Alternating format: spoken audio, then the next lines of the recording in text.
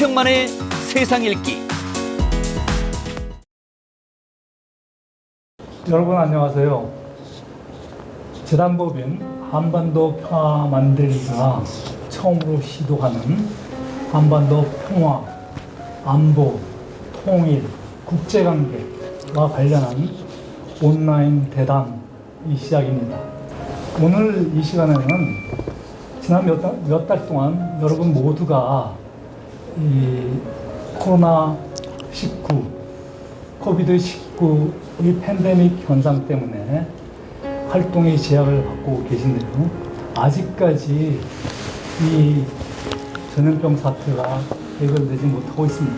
그렇지만은 이것이 조만간 극복되리라고 생각을 하고 이것과 연관을 해서 최근에 많이 거론되고 있는 코로나19 사태와 관련한 국제 질서 내지는 국제 정세와 관련한 전문가들을 모시고 오늘 대담을 하도록 하겠습니다.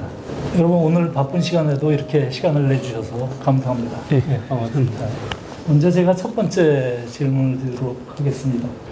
최근 21세기에 들어서도 우리 기억을 합니다만은 사스라든가 메르스, 즉 이 호흡기 관련 전염병이 있고 그와 연이어서 이번에 코로나19 전염병이 그 세계적 만연한 현상이 발생하고 있는데 그래서 지난 몇 달 동안 저도 주로 집에 머물고 있었기 때문에 이른바 집콕하고 있었습니다만은 그런데 그 과정에서 사실 우리가 인류가 자연에 대한 무모한 도전을 하고 있다 뭐 이런 주장을 하는 분들도 계십니다만은 그 결과로서 이러한 사태가 발생했다라고 그런 글을 읽기도 하고 또 혼자 이렇게 명상의 시간을 갖기도 하고 하면서 이러한 세계적인 유행을 하고 있는 전염병 현상이 이 시기 특정한 현상은 아닙니다만은 그래도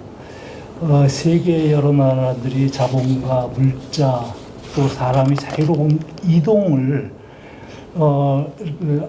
해서 세계를 하나의 지구로 만드는 그런 것들이 20세기, 21세기 걸쳐서 많은 나라들이 시도를 해왔는데 이런 것들이 과거로 되돌아가는 것이 아닌가 하는 그런 생각도 했습니다. 여러분들은 지난 몇 달 동안 어떤 생각을 하고 계셨던지요? 근본에 이 코로나 사태는 전 세계적으로 인명 피해는 물론이고 또 막대한 이 경제적 손실이 예상되는 그런 엄청난 재앙이라고 저도 생각을 하고요. 그렇기 때문에 이 자유로운 인적 물적 이동에 기초한 어떤 글로벌화된 형 국제사회에서 새로운 질병 바이러스라는 커다란 위험에 대해서 다시 한번 인류 사회에 대해서 경종을 울린 게 아닌가 이렇게 생각을 합니다. 이러한 질병이 이게 기후변화에 의한 건지 아니면은 인간에 의한 자연 생태 환경 파괴에서 연루된 것인지는 잘 모르겠습니다만은 그렇다고 해서 기존 인간의 활동을 되돌리기는 어렵지 않을까 저는 그렇게 보고 있습니다.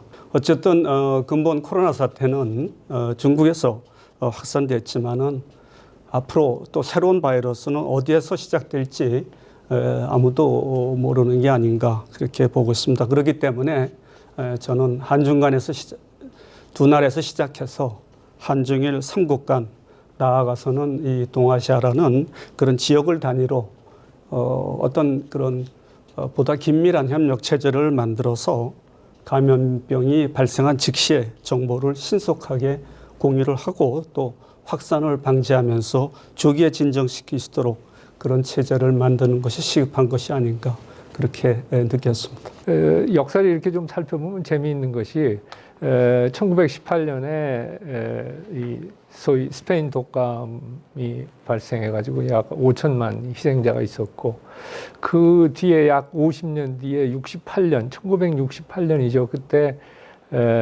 이 독감이 유행을 해가지고 그때도 한 100만 희생이 됐습니다. 그래서 비슷한 50년이 조금 넘었습니다만 올해 또 이런 팬데믹이 발생해서 세간에서는 이게 세상을 뒤바꾼다 해가지고 비포 코로나, 애프터 코로나에서 BCAC 뭐 이렇게 구분까지 할 정도로 얘기되고 있습니다만 일부에서는 워낙 이 피해가 크다 보니까 사실 미국만 놓고 보면은 20세기에 벌어진 전쟁 가운데 이제 후반에 베트남전, 한국전을 합한 숫자보다 이제 곧 넘어가는 것 같습니다. 그 정도로 하다 보니까 이걸 3차 세계대전이 아니냐라고 뭐 이렇게 얘기를 하는데 그거에 빗대서 좀 코로나19를 이렇게 우리가 생각해 보면 일종의 전격전인 것 같아요. 그래서 코로나19는 독감보다 유행성 독감보다 4배 빠른 속도로 지금 전파를 해서 독일의 블리츠크리그 비슷한 전격전을 하고 있고 무증상자도 이 확산을 시키는 일종의 스텔스전 비슷한 걸 하고 있고 또 전선이 뭐 전 세계에 퍼지는 무차별 그러니까 비정규전 비슷하게 지금 전개가 되고 있고 모든 인간을 숙주한다는 점에서는 무차별전. 그러니까 좀 굉장히 복잡한 바이러스 대 인류의 싸움이 돼버린 것 같습니다. 그렇게 하다 보니까 문제가 생기는 것이 이제 소위 숙주와 숙주 간에 이걸 차단하기 위해서 격리를 하니까 우리 인간 지금 사회의 가장 큰 조류인 세계화의 핵심 요소였던 이동성, 모빌리티를 잘라버리니까 그런 차원에서 보면 굉장히 우리 인류의 역사의 흐름에 큰 영향을 미치는 것 같고 또 하나 사실 코로나19 관련해서 우리가 어려운 점 불확실성인 것 같습니다. 이제 대항해 시대 이후에 콜럼버스가 유럽인의 관점에서 이제 신대륙을 발견한 이후에 그 원주민들 입장에서는 아니겠지만요. 그 유럽인들이 이주하고 식민 지배하는 과정에서 유럽의 여러 가지 질병이 그 아메리카 대륙에 처음 퍼져서 거의 그 원주민이 멸종될 정도의 엄청난 피해를 입혔지 않습니까? 그래서 만약에 역사가 균형적으로 쓰여졌다면 아마 코비드19 이상의 그런 그 엄청난 피해에 대한 여러 가지 분석과 이런 게 있었을 겁니다. 근데 이제 그래서 제가 이 말씀을 드린 이유는 인간의 기본적인 어떤 본능이라고 그럴까, 인간의 활동 범위의 공간적인 확장은 굉장히 자연스러운 현상인 것 같습니다. 그래서 이 인간의 경제 사회 활동의 공간적인 범위의 확대, 거기에 따른 이제 자연이나 생태계 파괴가 생기겠죠. 또 이런 인간의 과학 그 지식의 축적과 발전, 이 두 가지를 축으로 해서 근대 이후에 이제 그 발전이 이루어져 왔는데, 이런 것들은 상당한 혜택을 줬습니다만은 또 그 부작용이 있었지 않습니까? 근데 너무 우리가 이제 반성 성찰은 해야 되겠지만 과거 지향적이거나 축소 지향적으로 보기보다는 이러한 그 우리의 과학기술 지식의 축적과 발전, 인간의 활동 범위의 확대, 이러한 자연적인 추세를 우리가 어떻게 셀프 컨트롤, 셀프 레귤레이트하는 거버넌스를 잘 갖춰가느냐, 이런 좀 미래지향적인 관점에서 본다면 보다 우리에게 교훈이 되는 그런 사건이 되지 않을까 생각을 해봅니다. 이제 두 번째 질문보다 좀 논의를 우리가 국제관계, 국제정세 쪽에 좀 좁혀서 보다 구체적으로 이번에 그 신각수 위원장님부터 먼저 그 국제 질서 또는 국가 간 관계 어떤 그 이제 미국에서 최근에 정착자 900여 명을 대상으로 한 조사를 보면은 물론 이런 국가 간 관계 또 국제 파워 배분 관계에 분명히 영향력을 미치지만은 그럼에도 불구하고 전반적인 국제 구조는 많은 사람이 지적하는 것처럼 그렇게 많이 바뀌지 않을 수도 있다라는 이런 900여 명을 대상으로 한 그 분석이 있던데 신대사님께서는 그런 전반적인 국제 구조라든가 또는 국가 간 관계 이런 것들이 개인 사회관계에 어떤 정도의 또 영향을 가져올 것으로 생각을 하고 계십니까? 기본적으로는 이 코로나19가 과연 어느 정도 시간대를 걸쳐서 진압이 될 수 있을까? 그게 뭐 지금 대체로 예상하고 있는 2년 정도라 그러면 저는 그렇게 구조적인 영향을 남기지 않으리라고 봅니다. 그렇지만은 WHO가 지금 예상하듯이 4, 5년 내지는 아예 그 독감과 같은 전염병으로 이렇게 전환이 된다고 하면은 아무래도 이 국제 질서에 상당한 변화가 불가피하지 않겠느냐 이런 생각을 하게 됩니다. 결국은 이러한 팬데믹이 가져오는 현상 가운데 이제 크게 이거를 갖다 이렇게 우리에게 공포의 대상으로 나오게 하는 원인 가운데 하나는 결국은 세계화를 통해서 사람, 물자, 자본, 기술이 효율을 추구하면서 최대한 맥시멈 돌아다녔거든요. 그런데 팬데믹은 거꾸로입니다. 그렇기 때문에 아무래도 세계화의 지장이 초래가 되고 그리고 비대면, 비접촉을 중시하지 않을 수 없는 상황. 전체적으로 지금까지는 비용을 중시해서 효율을 중시해서 이 생산 요소들을 배치해 가지고 그걸 최대한의 조합을 했습니다만 이제는 더 안전 내지는 안정성 이것이 더 중시되지 않을 수 없는 그런 상황으로 가게 될 거고 또 이 대처 과정에서 보면은 전체적으로 정부의 권한이 강화됩니다. 개인의 자유에만 맡겨서는 이게 통제가 안 되는 그러다 보니까 정부의 권한이 비대해지고 대신에 개인의 자유는 일정한 제약을 받는 그런 상황으로 갈 것 같고요. 제가 좀 정리해서 말씀드리면은 예전보다 덜 개방적이고 성장력이 떨어지고 덜 조정이 되는 그러니까 뭐 영어로 말씀드리면 a less open, less prosperous, less coordinated world가 되지 않겠느냐. 그렇게 되면서 결국은 더 혼란스럽고 더 뼈대가 없는 more chaotic and rudderless 월드가 되지 않느냐 저는 그렇게 생각을 해봅니다. 그 미국의 9.11 사태가 이게 특정 문명 간의 충돌 같은 지역적인 그 바운더리는 있지만 굉장히 불편하게 만들었잖아요 여행을.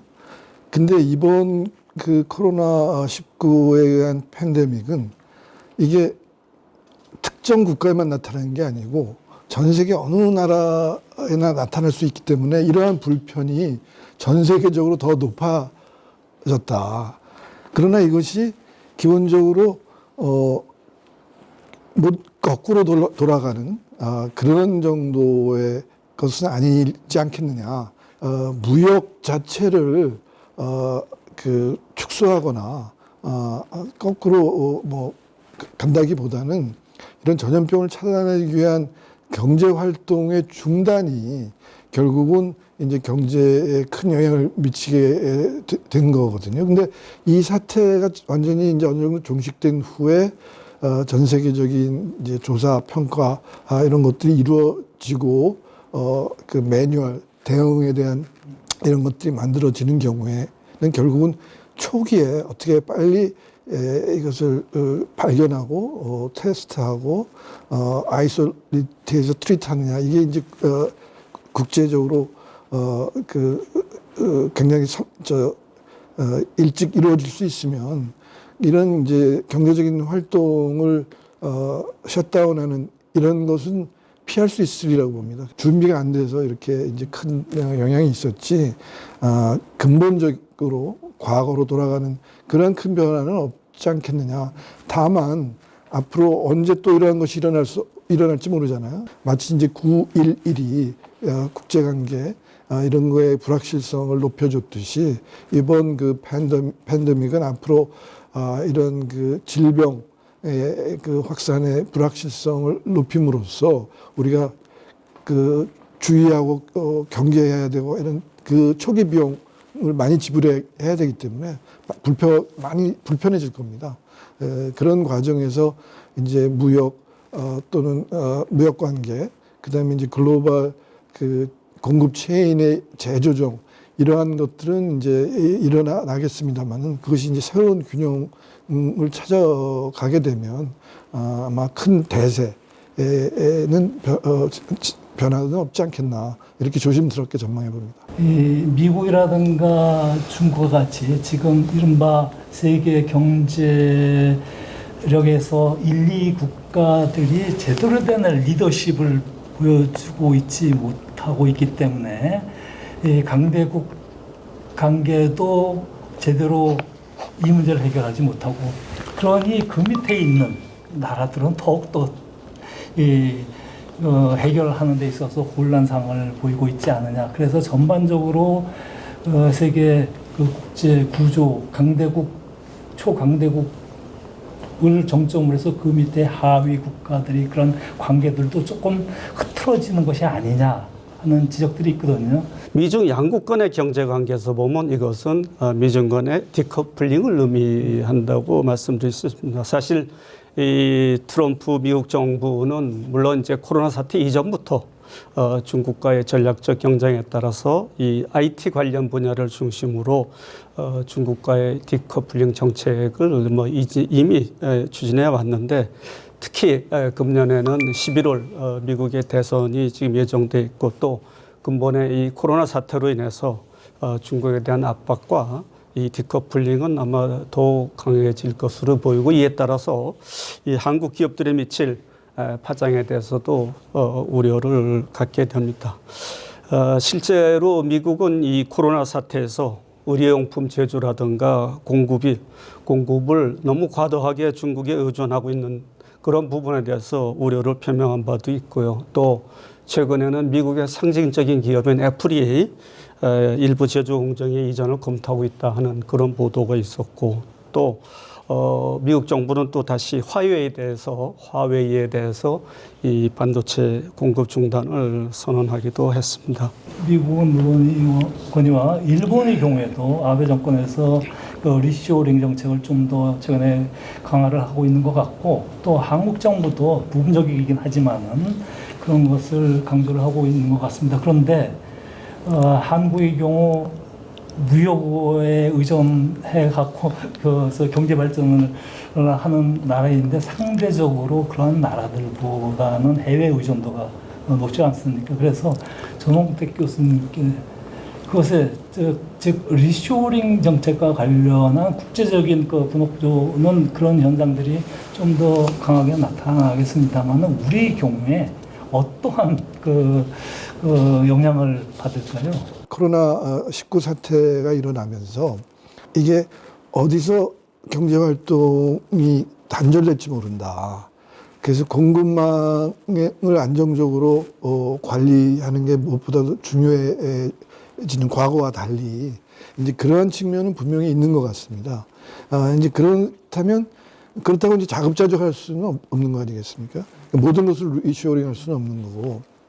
그래서 그런 안정적으로 공급망을 관리하려는 그러한 기업들의 그 정책은 이제 앞으로도 더 강화될 것이고, 그러한 것들을 도와주는 방향으로 정부 정책이 돼야 될 겁니다. 근데 다만 이제 그런 그 공급망을 안정적으로 하기 위한 주요 국가 기업들의 대기업들의 이런 그 활동이 그러면 우리에게는 어떤 영향을 줄 것이냐. 우리 한국의 경우에는 이제 그 무역으로 소위 먹고 살아왔기 때문에 이 앞으로도 무역 의존도를 많이 줄이기는 어렵다고 봅니다. 우리 경제력을 유지하고